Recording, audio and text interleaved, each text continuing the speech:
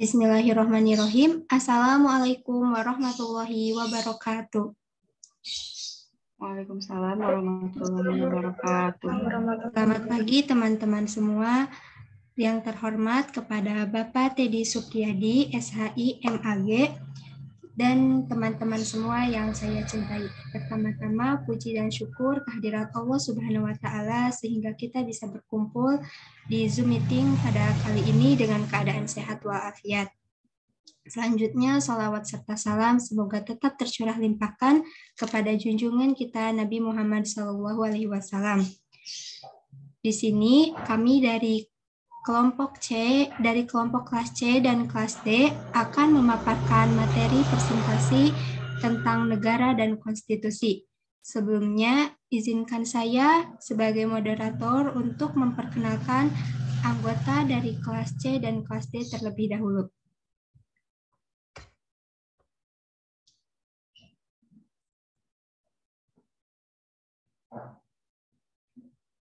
Baik, yang pertama ada saya sendiri, Astri Oktavianingsi dengan nomor NIM 2103929, Khairunisa dari kelas 1D dengan nomor NIM 2104085, Salsabila Kusuma Arvina dari kelas 1D dengan nomor NIM 2109641, Siska Dwi Amelia dengan nomor NIM 2103972, Febri Faturrahman dengan nomor NIM 2103978, Diah Laksmi Putri dengan nomor NIM 2103979, Diah Nilam Wangila dari kelas 1C dengan nomor NIM 2103093, Rucita Ayu Wijaksana dengan nomor NIM 2103139, Zipora Racelia Bani dengan nomor NIM 2103198, Nurul Lubna Gajalba dengan nomor NIM 2103101, dan Rahma Ayu Fitriani dengan nomor NIM 2103189. Baik, sebelum pemaparan materi, saya akan membacakan susunan acara presentasi kali ini. Yang pertama yaitu pembukaan, yang kedua yaitu pemaparan materi, yang ketiga yaitu tanggapan dan tambahan materi, dan yang keempat yaitu penutup. Untuk selanjutnya kita buka presentasi kali ini dengan bacaan basmalah bersama-sama. Bismillahirrahmanirrahim. Baik, selanjutnya saya akan membacakan pembahasan yang akan kami bahas pada kesempatan kali ini, yaitu mengenai pengertian konstitusi, fungsi konstitusi, perlunya konstitusi dalam kehidupan berbangsa dan bernegara, pengertian negara, tujuan negara, dan fungsi negara. Baik, yang pertama, pengertian konstitusi. Saya serahkan kepada pemateri pertama, dipersilahkan. Baik, terima kasih kepada moderator. Materi pertama mengenai pengertian konstitusi secara bahasa atau etimologis dan menurut para ahli. Next.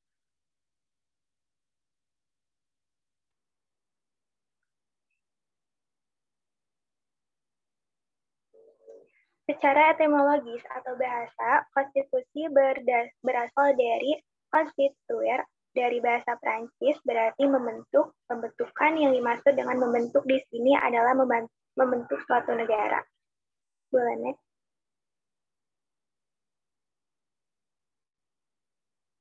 Lalu ada menurut para ahli. Yang pertama, menurut Sir James Joyce, konstitusi ialah kerangka masyarakat di dalam dunia politik yang diatur oleh hukum, di mana hukum menetapkan secara tetap bersama berbagai lembaga yang punya fungsi dan hak yang diakui. Yang kedua, menurut Aristoteles, konstitusi bisa dikatakan sebagai komunitas kepentingan yang dimiliki oleh warga suatu negara umum sebagai cara hidup yang umum yang telah dipilih oleh suatu negara dan sebagai faktor pemerintah. Jahiri 1971. Lalu menurut K. C. Beer, konstitusi adalah keseluruhan sistem ketatanegaraan suatu negara yang berupa kumpulan peraturan yang membentuk, mengatur, atau memerintah dalam pemerintah suatu negara. Terima kasih materi yang saya sampaikan. Selanjutnya, materi akan dipaparkan oleh rekan saya, Khairunisa. Terima kasih kepada dia yang sudah memberikan saya kesempatan untuk presentasi materi selanjutnya. Baik, materi selanjutnya yaitu fungsi konstitusi. Konstitusi memiliki beberapa fungsi. Yang pertama yaitu sebagai landasan konstitusionalisme. Landasan konstitusionalisme adalah landasan berdasarkan konstitusi, baik konstitusi dalam arti luas maupun arti sempit. Konstitusi dalam arti luas meliputi Undang-Undang Dasar, Undang-Undang Organik, peraturan perundang-undangan lain, dan konvensi.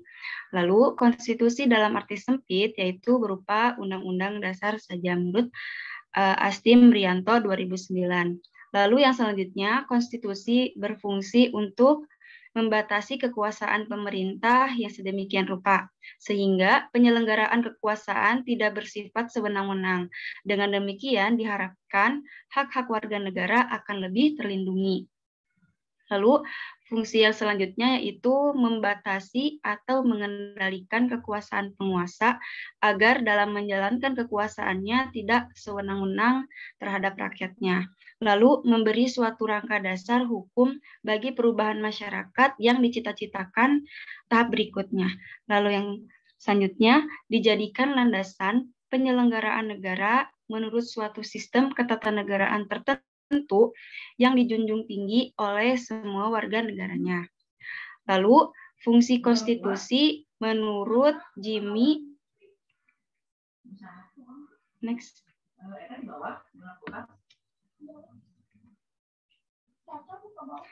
Ya, menurut fungsi konstitusi menurut Jimli Asidik. Yang pertama yaitu konstitusi adalah simbol pemersatu. Lalu penyalur atau pengalih kewenangan dari sumber kekuasaan yang asli, yaitu rakyat, kepada organ negara. Lalu selanjutnya sebagai rujukan identitas dan keagungan kebangsaan sebagai sarana pengendalian masyarakat baik dalam arti sempit hanya di bidang politik maupun dalam arti luas yang mencakup bidang sosial dan ekonomi. Selanjutnya, fungsi konstitusi yaitu penentu dan pembatas kekuasaan organ negara. Lalu ada sebagai pengatur hubungan kekuasaan antar organ negara, sebagai pengatur hubungan kekuasaan antar organ negara dengan warga negara. Lalu yang terakhir, pemberi atau sumber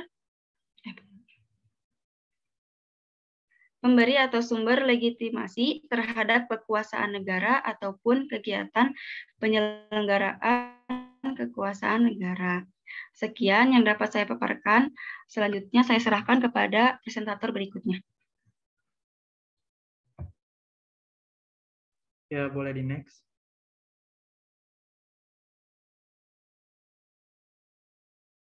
Terima kasih untuk presentator sebelumnya yang telah menjelaskan. Sekarang masuk ke poin ketiga ya, rekan-rekan semuanya. Perlunya konstitusi dalam kehidupan berbangsa dan bernegara. Next.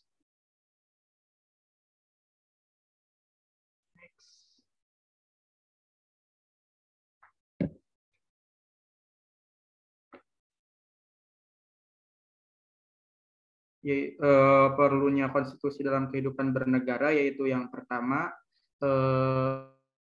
pembagian kekuasaan antara lembaga eksekutif dan legislatif dan yudikatif, dan yang kedua untuk penegakan hak asasi manusia, yang ketiga untuk larangan untuk mengubah sifat tertentu dari UUD, dan yang keempat untuk prosedur perubahan Undang-Undang Dasar. Miriam Budiarjo menyatakan bahwa ketentuan konstitusi atau undang-undang, next,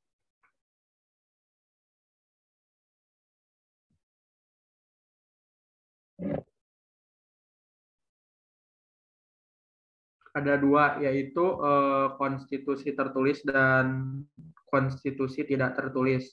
Konstitusi tertulis yaitu hanya mengatur dan mencakup hal-hal mengenai negara dalam garis besar atau pokok-pokoknya saja. Contohnya yaitu Undang-Undang Dasar 1945, Undang-Undang Republik Indonesia Serikat, Undang-Undang Dasar Sementara tahun 1950, dan Undang-Undang Dasar hasil amandemen. Dan yang kedua, konstitusi yang tidak tertulis, sering disebut juga konvensi, yaitu aturan-aturan dasar yang timbul dan terpelihara dalam praktik penyelenggaraan negara, meskipun tidak tertulis. Contohnya, musyawarah dan mufakat, pidato kenegaraan presiden, pidato presiden awal tahun, dan adat istiadat. Next.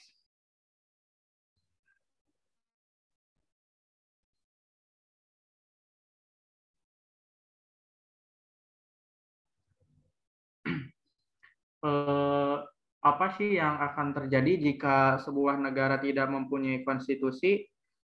Di sini sudah dijelaskan ya, tanpa adanya sebuah konstitusi, kemungkinan besar tercapainya sebuah tujuan negara sangat kecil karena tidak terciptanya sebuah persepsi yang sama antar individu dalam sebuah negara. Sekian pemaparan dari saya lanjutkan ke presentator selanjutnya. Terima kasih.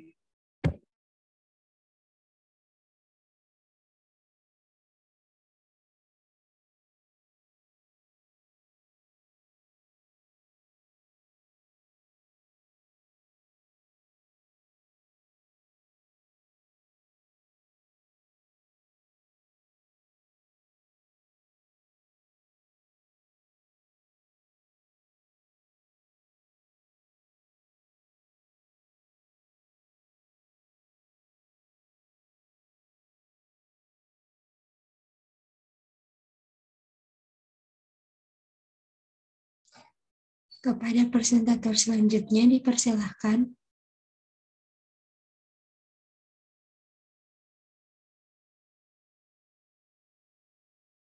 Sepertinya tidak ada di room, moderator. Baik, saya ambil alih saja. Selanjutnya yaitu pengertian negara. Negara merupakan suatu organisasi di antara sekelompok atau beberapa kelompok manusia. Secara etimologi, kata negara berasal dari kata stat dari bahasa Belanda dan Jerman. State dari bahasa Inggris, etat dari bahasa Prancis, status dan statum dari bahasa Latin yang berarti meletakkan dalam keadaan berdiri, menempatkan atau membuat berdiri.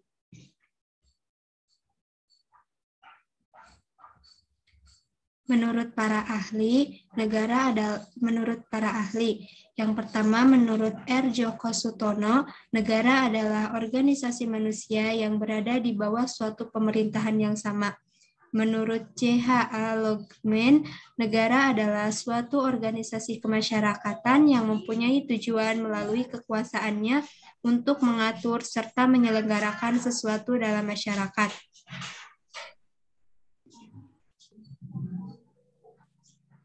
Sedangkan menurut George Laennec, negara adalah organisasi kekuasaan dari sekelompok manusia yang telah berkediaman di wilayah tersebut.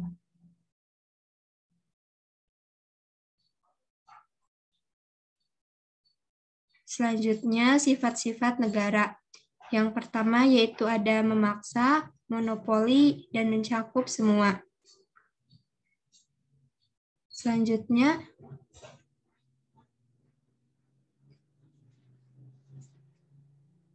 unsur-unsur pembentuk negara. Ada rakyat. Rakyat adalah semua orang yang secara nyata berada dalam wilayah suatu negara yang tunduk dan patuh terhadap peraturan dalam negara tersebut.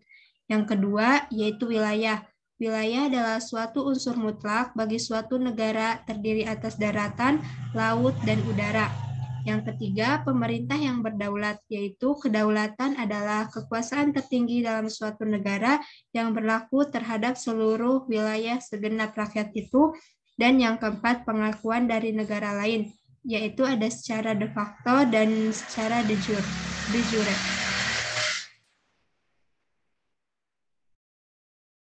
Baik, selanjutnya saya serahkan kepada presentator berikutnya.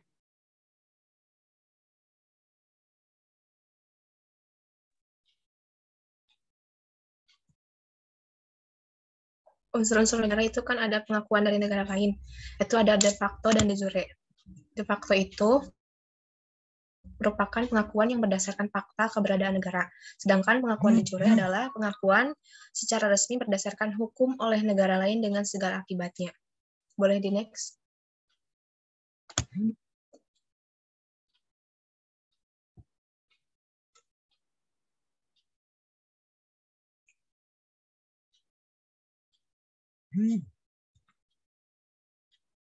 Pembahasan selanjutnya yaitu tentang tujuan negara. Ada beberapa teori tentang tujuan negara.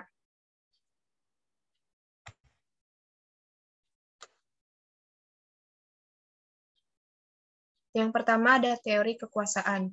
Menurut Sang Yang, tujuan negara adalah memperoleh kekuasaan yang sebesar-besarnya dengan cara menjadikan rakyat miskin, lemah, dan bodoh. Yang kedua ada teori jaminan hak dan kebebasan. Tokoh teori ini adalah Immanuel Kant dan Cronenberg. Keduanya menganjurkan agar hak dan kebebasan warga negara terjamin di dalam negara harus dibentuk peraturan atau undang-undang. Yang ketiga ada teori perdamaian dunia. Menurut Dante Alighieri, tujuan negara adalah untuk menciptakan perdamaian dunia yang dapat dicapai apabila seluruh negara berada dalam satu kerajaan dunia imperium dengan undang-undang yang seragam bagi semua negara. Selanjutnya,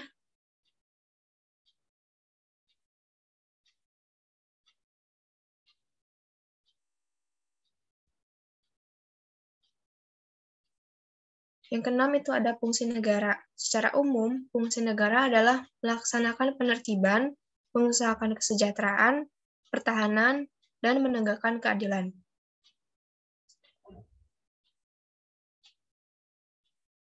Terima kasih, sekian yang dapat saya sampaikan. Selebihnya saya serahkan kembali kepada moderator. Baik, terima kasih kepada para presentator yang telah memaparkan materinya.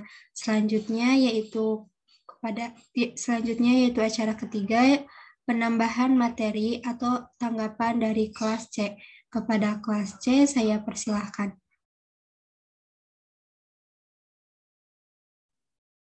Izin menambahkan.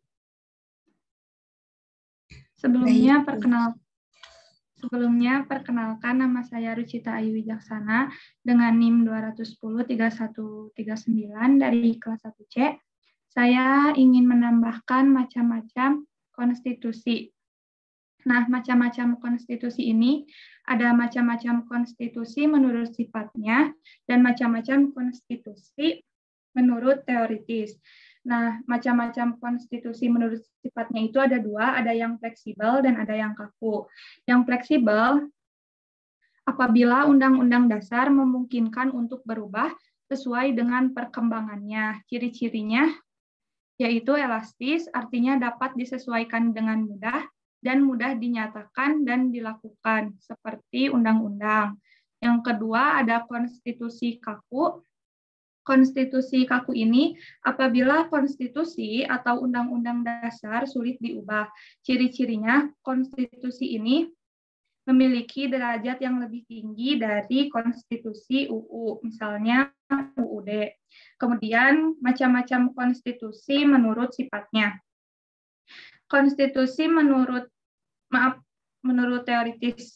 Konstitusi menurut teoritis terbagi menjadi dua, ada konstitusi politik dan konstitusi sosial.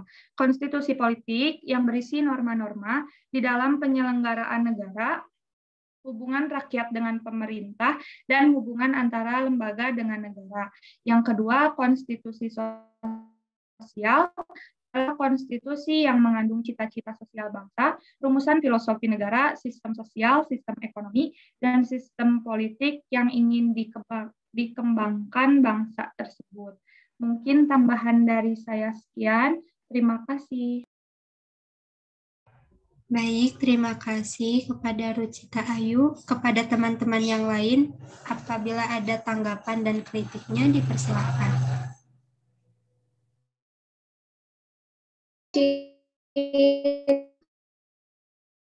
Sebelumnya, perkenalkan dulu nama saya Dias Nila Mamila dari kelas 1C. Di sini saya ingin menambahkan materi yang belum dipaparkan, yaitu mengenai dinamika dan tantangan konstitusi negara Republik Indonesia. Nah, yang pertama, dinamika konstitusi Indonesia, yang pertama yaitu Undang-Undang Dasar Negara Republik Indonesia tahun 1945 sampai dengan Agustus 1950. Dan yang kedua yaitu Konstitusi Republik Indonesia Serikat pada tahun 1949 yang berlaku dari tanggal 27 Desember 1949 sampai dengan 17 Agustus tahun 1950. Yang ketiga adalah Undang-Undang Dasar Sementara tahun 1950 yang berlaku pada tanggal 17 Agustus 1950 sampai 5 Juli 1959. Yang keempat yaitu Undang-Undang Dasar Negara Republik Indonesia tahun 1945 pada masa Orde Lama yang terjadi pada tanggal 5 Juli 1959 sampai 1965. Dan yang terakhir yaitu Undang-Undang Dasar Negara Republik Indonesia tahun 1945 pada masa Orde Baru pada tahun 1966 sampai dengan 1998. Dan yang kedua yaitu tantangan konstitusi Indonesia. Pada pertengahan tahun 1997, negara kita dilanda krisis ekonomi dan moneter yang sangat hebat. Dan yang selanjutnya yaitu tantangan mengenai krisis kepercayaan pada pemerintah. Adanya tuntunan tersebut didasarkan pada pandangan bahwa Undang-Undang Dasar Negara Republik Indonesia tahun 1945 dirasa belum cukup memuat landasan bagi kehidupan yang demokratis, pemberdayaan rakyat, dan penghormatan terhadap hak asasi manusia. Mungkin sekian yang bisa saya tambahkan. Terima kasih. Baik, terima kasih kepada Dias atas penambahan materinya. Kepada teman-teman yang lainnya, apabila ada tanggapan dan kritiknya, dipersilahkan. Izin menambahkan, moderator. Baik, silahkan. Sebelumnya, perkenalkan, nama saya Zipora Rasilia Bani dari kelas 1C. Di sini saya ingin memberikan tanggapan terlebih dahulu. Untuk presentasi kelas D, menurut saya sudah cukup baik dalam memaparkan materinya. Dan di sini saya ingin menambahkan dari materi perlunya konstitusi dalam kehidupan berbangsa dan bernegara. Jadi, mestikah setiap negara itu punya konstitusi? Jawabannya sangat perlu. Agar dapat mengatur penyelenggaraan pemerintahan dengan baik sehingga tidak menyalahgunakan kekuasaan penguasa terhadap pemerintah. Terus juga apa perlu gitu negara, apakah ada gitu negara yang tidak punya konstitusi? Jawabannya tidak. Semua negara punya konstitusi. Namun tidak semua negara itu punya undang-undang dasar. Seperti contohnya yaitu negara Inggris, di mana Inggris tidak mempunyai undang-undang dasar. Namun bukan berarti Inggris tidak punya konstitusi. Nah, terus apa yang akan terjadi dalam kehidupan suatu negara jika tidak punya konstitusi? Jika memang ada negara yang tidak punya konstitusi, jelas sistem pemerintahan negara tersebut tidak akan berjalan dengan baik. Tentu para penguasa akan bertindak sewenang-wenang terhadap rakyatnya karena tidak ada aturan yang mengatur atau membatasi kekuasaan penguasa negara. Nah, jika konstitusi itu sedemikian penting, bagaimana wujud konstitusi tersebut? Nah, wujudnya itu dalam bentuk dokumen tunggal seperti UUD 1945, kemudian juga ada dalam kumpulan-kumpulan dokumen yaitu seperti Konstitusi Inggris, yaitu contohnya Magna Carta tahun 1215 dan Undang-Undang Bill of Rights. Nah, lalu, apakah konstitusi ini efektif dalam mengatur kehidupan berbangsa dan bernegara? Tentu saja konstitusi ini sangat efektif untuk mengatur kehidupan berbangsa dan bernegara. Karena konstitusi merupakan jaminan yang paling efektif dalam menjaga agar kekuasaan yang ada dalam suatu negara itu tidak disalahgunakan dan hak asasi manusia atau warga negara itu tidak dilanggar. Nah, konstitusi juga sangat karena dibatasi kekuasaan dalam suatu negara dapat karena cukup terima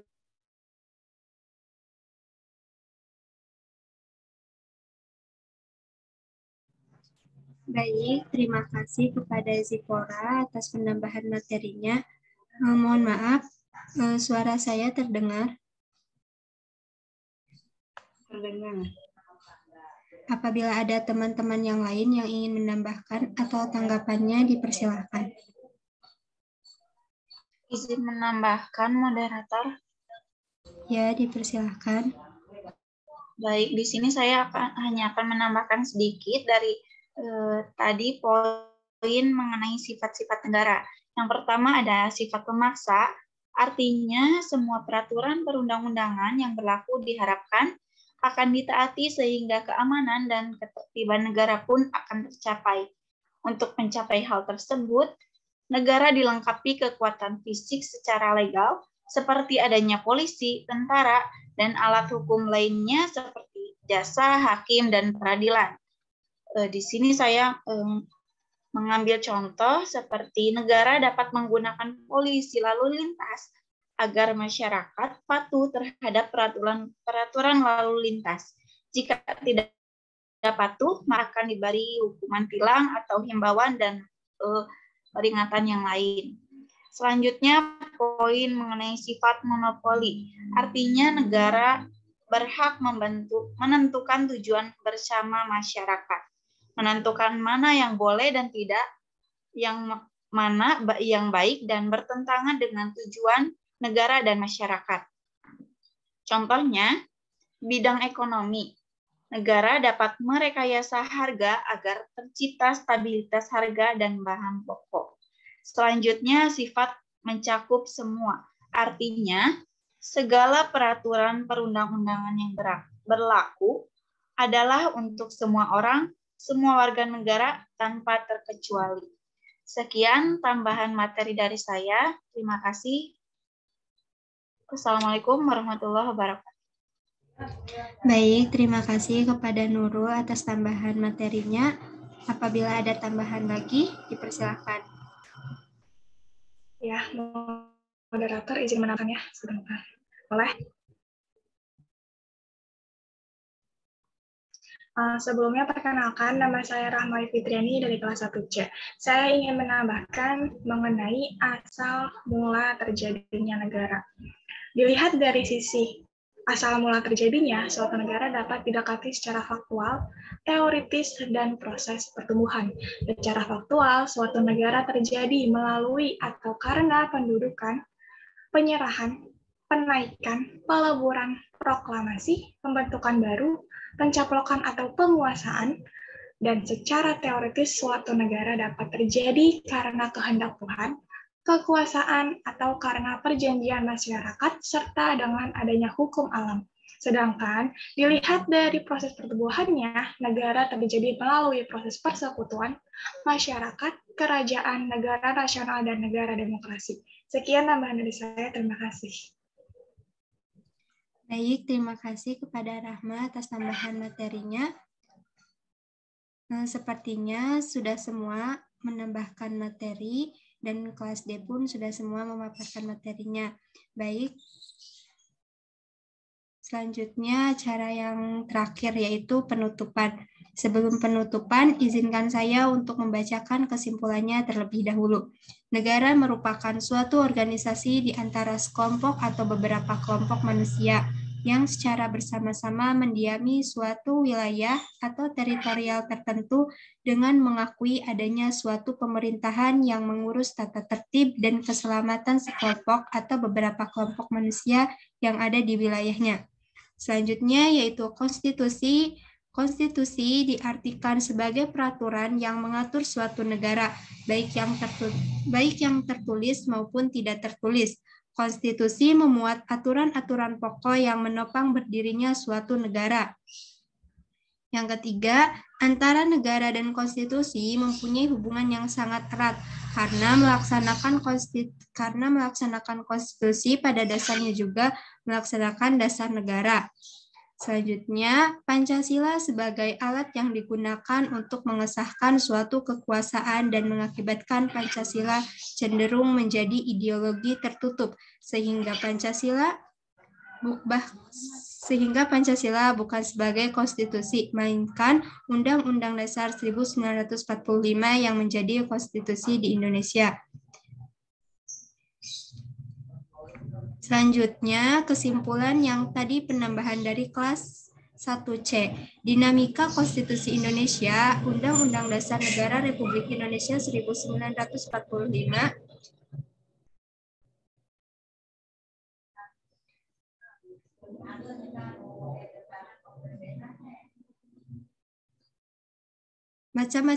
macam-macam konstitusi terbagi menjadi dua, yaitu konstitusi berdasarkan sifatnya dan konstitusi berdasarkan teoritis. Yang pertama, konstitusi berdasarkan sifatnya yaitu konstitusi fleksibel dan konstitusi kaku. Yang kedua, konstitusi berdasarkan teoritis yaitu konstitusi politik dan konstitusi sosial. Mungkin itu saja yang dapat saya simpulkan, kurang lebihnya saya mohon maaf. Kepada Bapak Teddy Supriyadi selaku dosen pengampu mata kuliah Pendidikan Kewarganegaraan, kami ucapkan terima kasih banyak dan mohon maaf apabila banyak kekurangan dan kesalahan. Terima kasih. Wassalamualaikum warahmatullahi wabarakatuh. Waalaikumsalam. Waalaikumsalam warahmatullahi Warahmatullahi wabarakatuh. Waalaikumsalam.